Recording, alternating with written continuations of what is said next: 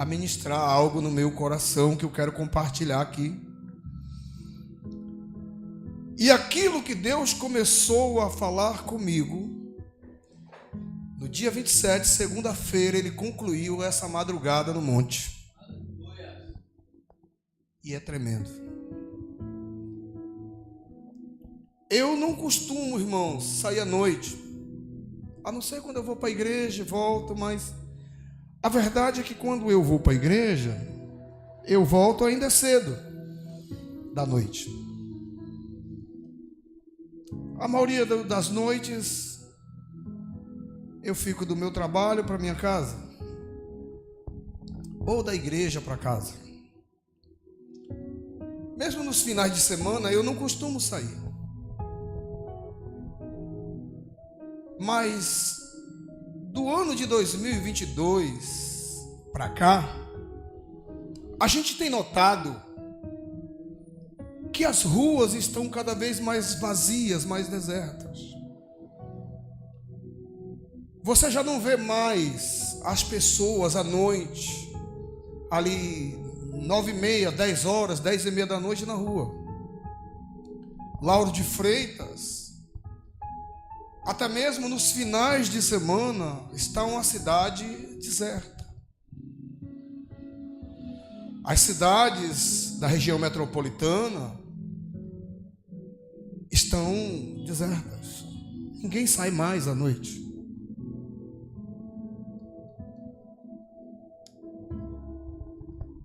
E nós chegamos em Salvador 3 horas da madrugada. Só, irmãos, que eu me lembro que eu vim acordado de Itaguaçu da Bahia até Ipirá. Em Ipirá nós paramos, eu comi um requeijão, que é a terra do requeijão. Quando eu passo lá, que eu tenho oportunidade, eu como logo um pedaço de requeijão. Comi um requeijãozinho com goiabada. Tomei uma água mineral, não me lembro se foi água ou foi suco. Eu entrei naquela van e eu acho que eu não viajei 10 quilômetros. Eu apaguei. Deus, Ele me revela as coisas. Deus, Ele fala comigo. Mas só que Deus, Ele tem uma maneira de trabalhar. E sempre quando Deus quer falar algo muito forte comigo, muitas vezes Ele me faz cair em profundo sono. E eu costumo dizer que eu, por exemplo, eu oro de madrugada, eu faço campanhas, né, de 7 orações diárias. E principalmente à noite eu não coloco despertador, eu não coloco relógio. É o próprio Deus que me acorda. Houve um tempo que eu colocava, irmãos, hoje eu não coloco. Deus me acorda na hora certa. É uma coisa incrível. Nem eu entendo, mas tem coisa que não é para a gente entender, é para a gente viver. E aí, quando eu acordei, eram 3 horas da madrugada, Deus me acordou, eu estava dentro de Salvador, chegando no Largo do Tanque. E eu levei um baita susto. Como é que eu dormi tanto? Numa cadeira ruim, incômoda. Eu viajei 86 quilômetros de Ipirá à Feira de Santana, dormindo. Viajei mais 120 quilômetros aproximadamente de Feira de Santana até chegar no Lago do Tanque, dormindo e não vi nada. Mas quando eu acordei, irmãos, eu me deparei com uma cidade deserta. E eu perguntei para as pessoas que estavam do meu lado, porque eu entrei em Salvador e a gente vem andando, eu cheguei aqui na minha casa em Lauro de Freitas às 4h45 da madrugada e eu não encontrei uma viatura de polícia.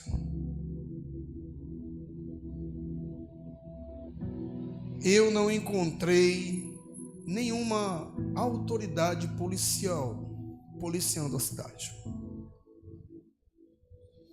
Eu não encontrei ninguém na rua, a não ser alguns motoqueiros. os postos de gasolina fechados, a cidade deserta.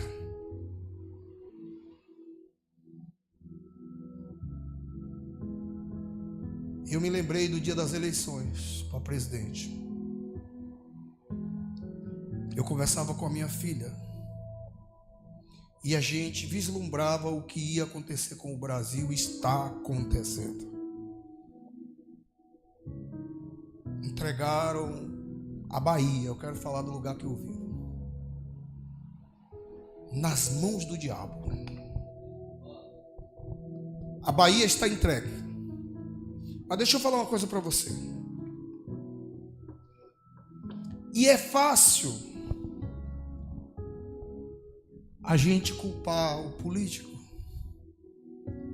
o vereador, o prefeito, o governador, o deputado, o ministro, o presidente. E eu cheguei em casa naquela madrugada com esse pensamento, dizendo: o Jerônimo entregou a Bahia nas mãos do diabo.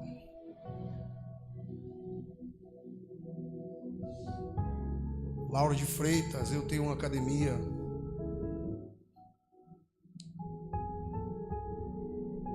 E eu tenho notado a procura das pessoas por horários mais cedo para se exercitar. Ninguém quer ir à noite, depois das 9, das 8:30 da noite, para a academia. Porque o problema é a volta para casa. Salmos 127, eu vou ler muito rápido, diz assim: se o Senhor não edificar a cidade, em vão trabalham os que a edificam. Se o Senhor não guardar a cidade, em vão vigia a sentinela. Será inútil levantar de madrugada, dormir tarde, comer o pão que conseguiram com tanto esforço.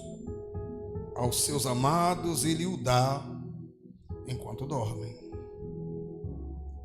Diga glória a Deus. Então, eu passei a semana angustiado.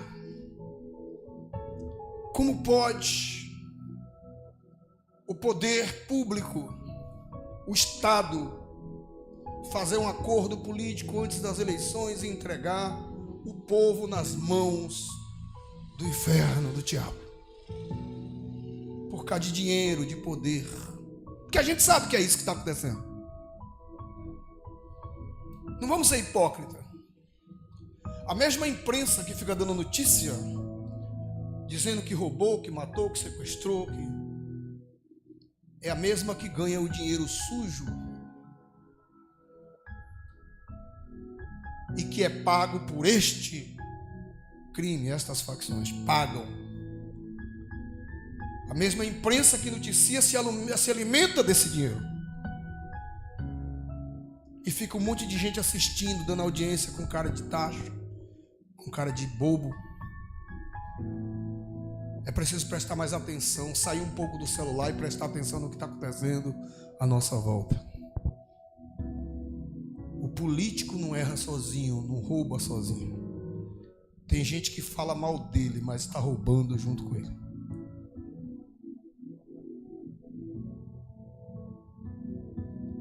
Então, eu passei uma semana ruim e ontem, logo pela manhã, eu mandei uma mensagem para o pastor Davi falando: e aí, varão, vamos para o monte hoje? Mas é incrível, rapaz, que quando eu peguei no celular para mandar mensagem para o pastor Davi, o Espírito Santo falou no meu coração: ele não vai hoje.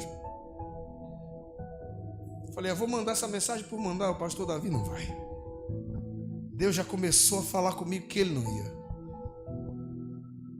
E quando o pastor Davi confirmou aquilo que Deus já estava falando: ô varão, eu não vou, eu tenho uma vigília hoje, na Assembleia de Deus em Portão e tal. Eu falei: amém, Senhor. E agora? Deus falou: você vai fazer a primeira das 7 vigílias sozinho lá no monte. Não falei para mais ninguém. A minha esposa, eu sei que ela sabia, porque ela veio arrumando as coisas.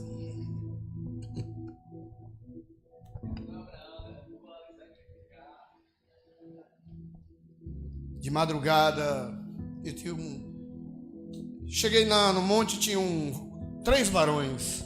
Um estava lá no Monte Horebe 3, descendo fogo lá, ateando fogo no diabo. E eu falei, caramba, tem uma igreja ali. Só hoje de manhã que eu vi que era um cara sozinho. Falei, esse é mais valente do que eu. E aí tinham 2 caras com a barraquinha. Um deitado dentro da barraca, outro do lado de fora e a chuva. Eu cheguei pertinho deles, eles não me viram. Estava dormindo. Então eu me afastei, procurei um canto. E a chuva. Mas eu ali. E no momento, porque você é de carne e osso, na madrugada eu falei, vou deitar aqui em cima dessa areia. Coloquei umas folhas.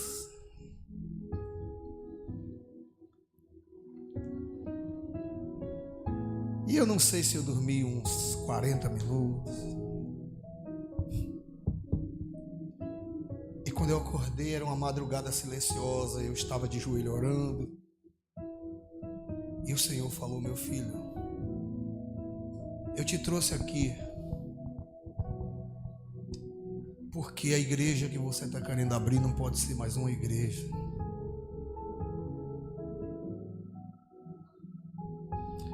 Quem disse para você que eu entreguei poder nenhum na mão de Jerônimo?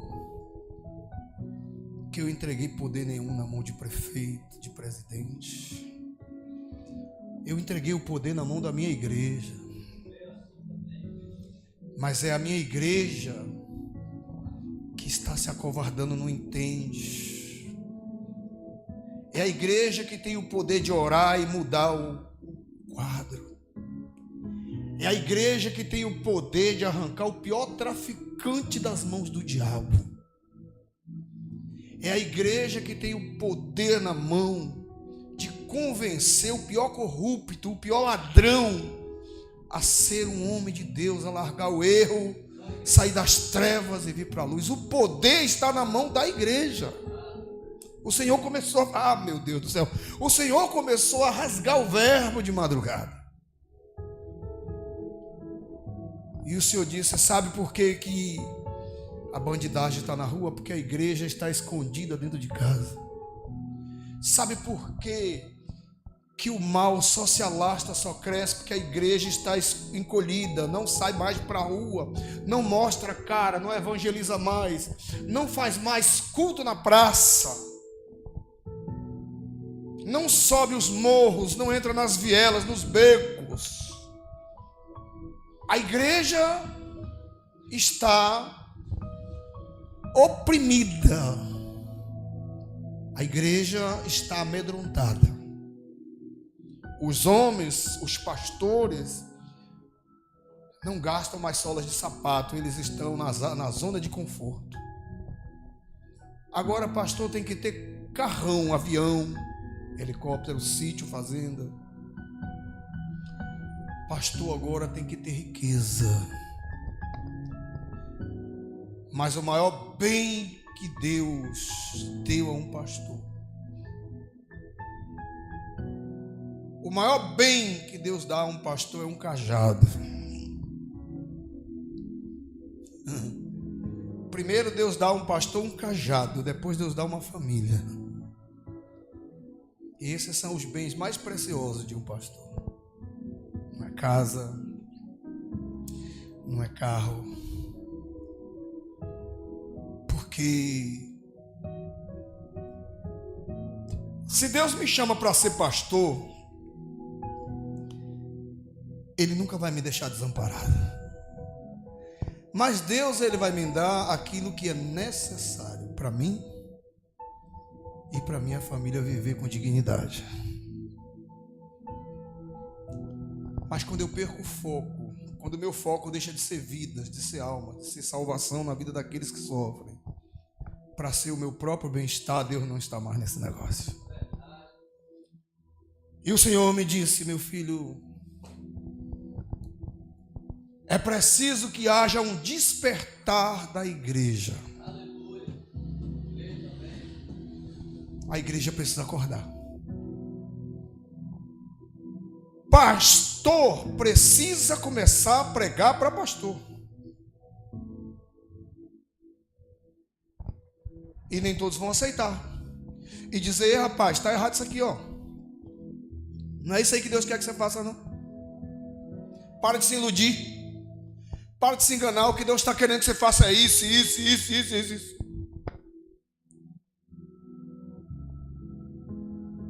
E aí tem os cultos, as marchas, os eventos gospel, né? Aqueles eventos mirabolantes, com luzes, com shows. Meu irmão, se não tiver um propósito maior por trás disso, para a gente chegar ali, não é a mídia. O que funciona, eu vou lhe dizer o que funciona. O que funciona, desde que eu me entendo por gente, os testemunhas de Jeová estão mostrando o que funciona. Eles saem um batalhão todos os dias, de segunda a segunda. Eles batem de porta em porta insistentemente. Na tua porta, ele bate 4, 5 vezes na mesma semana, para falar da fé deles, do que eles acreditam. Agora eu te pergunto, eu te digo, vá em um salão do Reino das Testemunhas de Jeová qualquer dia de culto e veja como é que está lá. Não entre não, não precisa você entrar não. Passe em frente e olhe o estacionamento deles.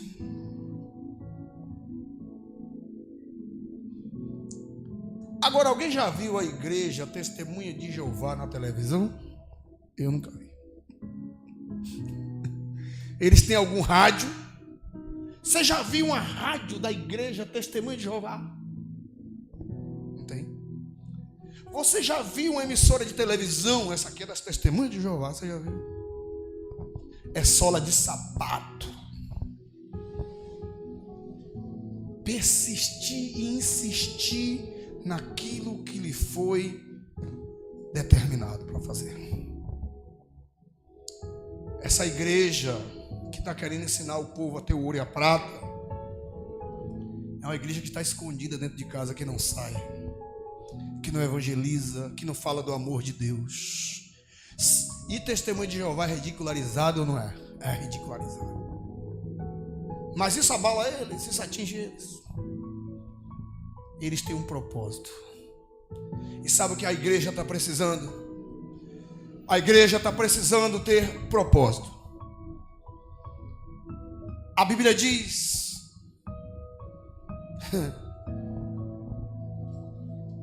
que as pessoas vão procurar João Batista e falam assim: João, muitos estão dizendo que tu é o Cristo. Outros dizem que tu é Elias. E outros dizem que tu é um profeta aí diferente. Tem até aqueles que dizem que tu é um anjo. E tu, João, o que tu tens a dizer a respeito de ti mesmo? Sabe que João Batista fala: eu sou a voz que clama no deserto. E sabe o que eu aprendo com isso? Eu encerro agora.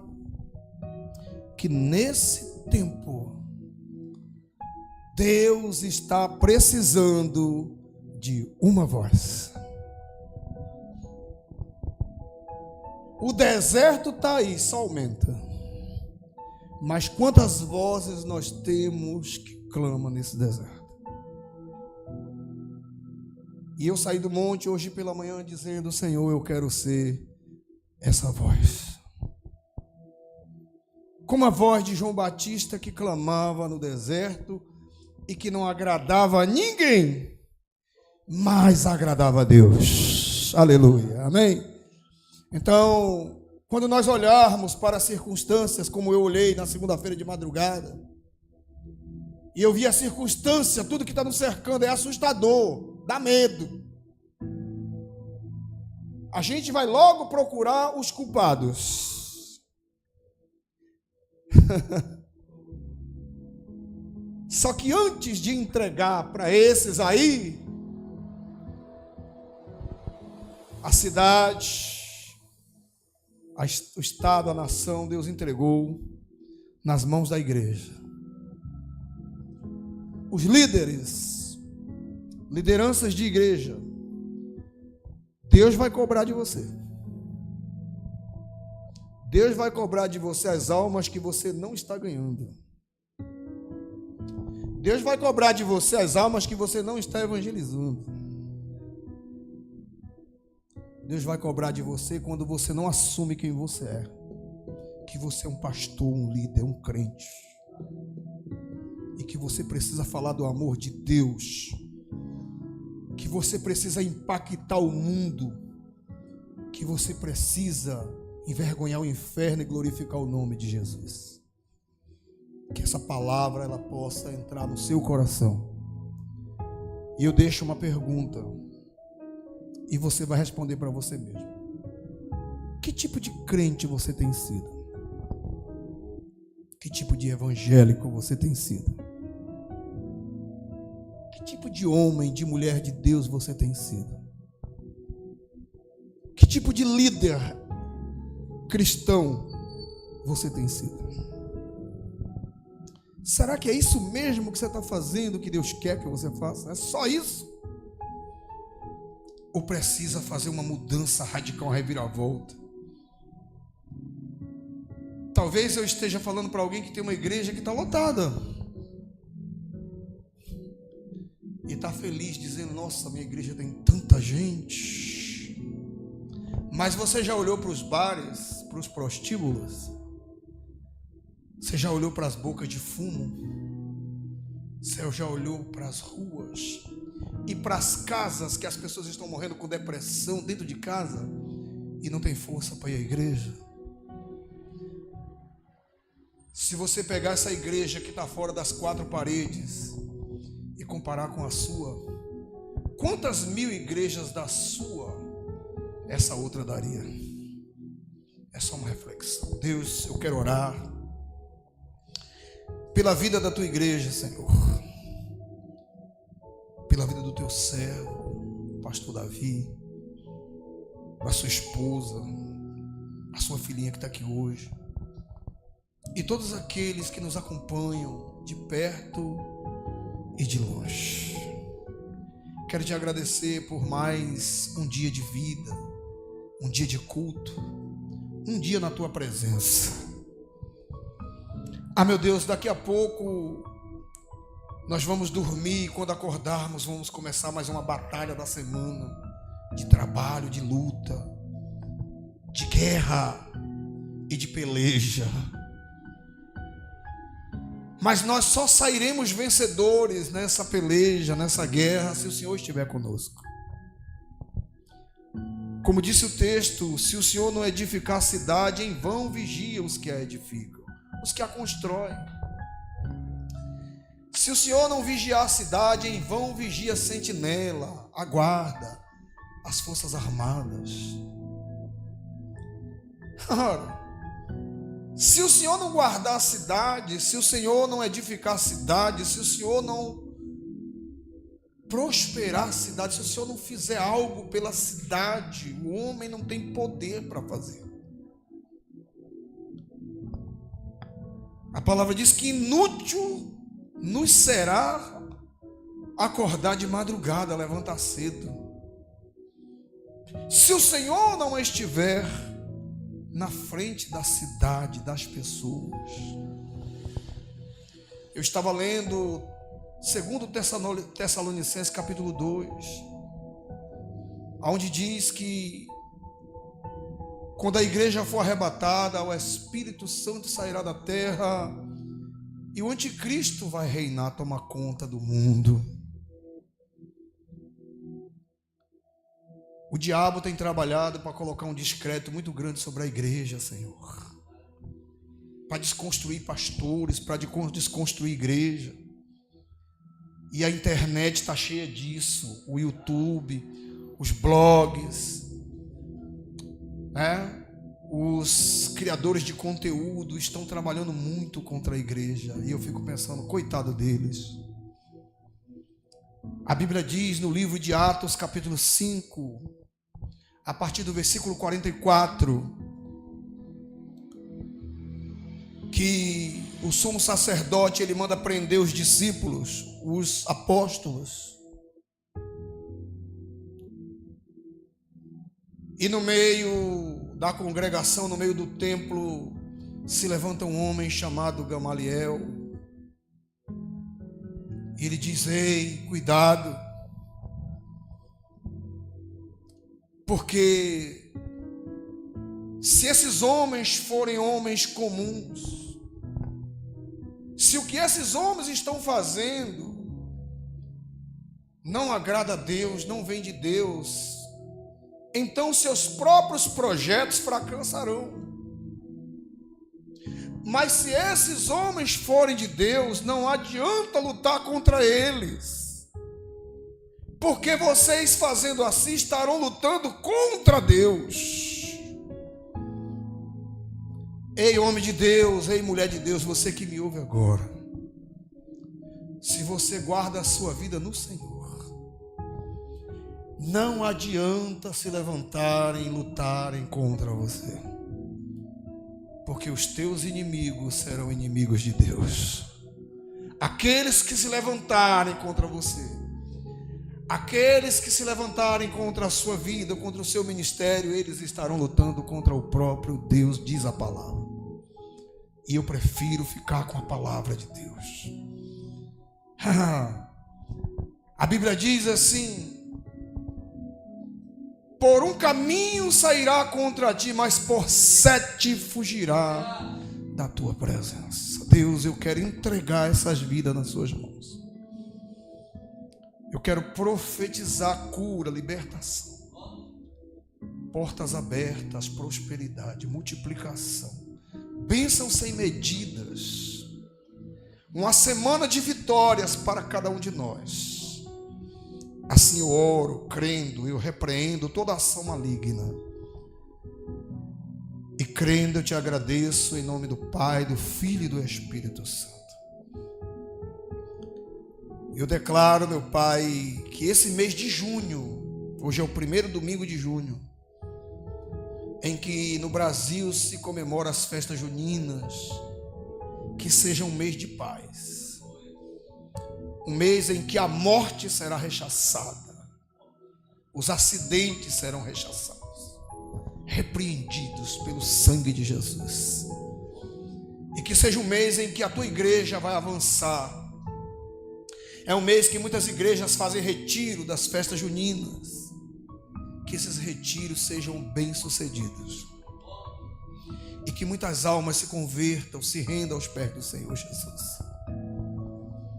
Ah, meu Deus, responde essa oração, ouve o meu clamor e abençoa essas vidas, pois eu apresento ao Senhor em nome do Senhor Jesus. E os que creem digam amém.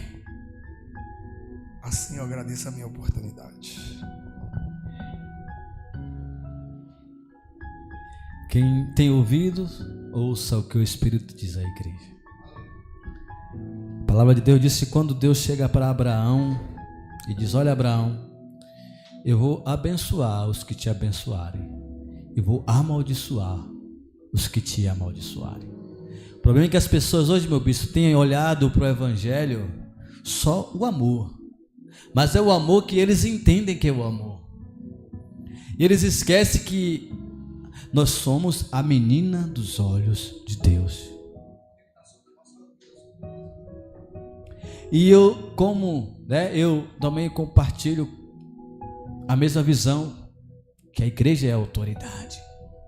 E essa semana é uma semana que eu amanheci revoltado com o que eles querem fazer, que é a aprovação desse aborto agora de 3 a 8 meses. E eu vi um vídeo me mostrando como é que injeta. Aquilo é um crime. E eu falei como homem de Deus, eu não aceito isso. E eu disse: Senhor, faz justiça em todos aqueles envolvidos nisso. A nação é contra.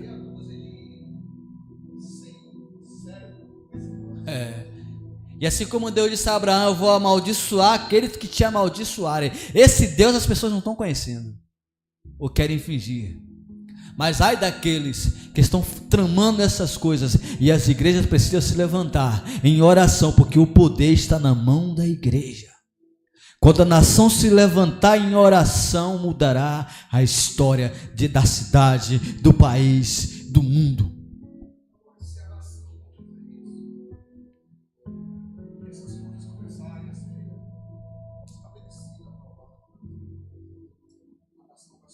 A nação sofrerá. A nação sofrerá grandes retaliações se essas coisas forem aprovadas com o consentimento da igreja. Mas se a igreja se levantar em oração, até que eles aprovem, mas eles sofrerão as consequências. Isso não irá à frente. Amém.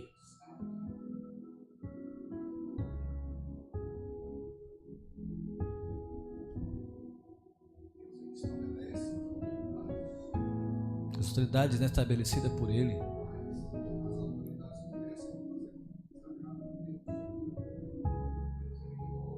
Remove. Verdade. Quando as autoridades começam a desagradar, Deus remove. Enquanto não precisa de muitos orando, não. Poucos, que Deus já vai fazer a diferença, a mudança.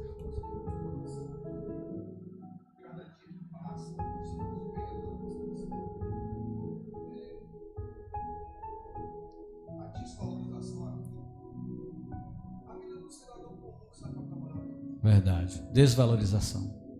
É isso mesmo. Vamos. Já foi, o bispo já orou. Vamos só dar a bênção apostólica. Recebe essa palavra no seu coração. Ficamos um período da live aí sem a imagem, mas o áudio estava lá. Mas o período, a palavra que o bispo trouxe está aí. No YouTube também essa mensagem ficará, para que você possa ir lá e rever, e guardar no coração, e começa a semana com essa palavra. Deus quer fazer maravilhas na sua e na minha vida, mas é necessário que a gente se achegue a Ele. Amém? Que o amor de Deus Pai e a graça do nosso Senhor Jesus e a comunhão e a consolação do Espírito Santo de Deus esteja sobre nós. E você diz amém. Está encerrado em nome de Jesus.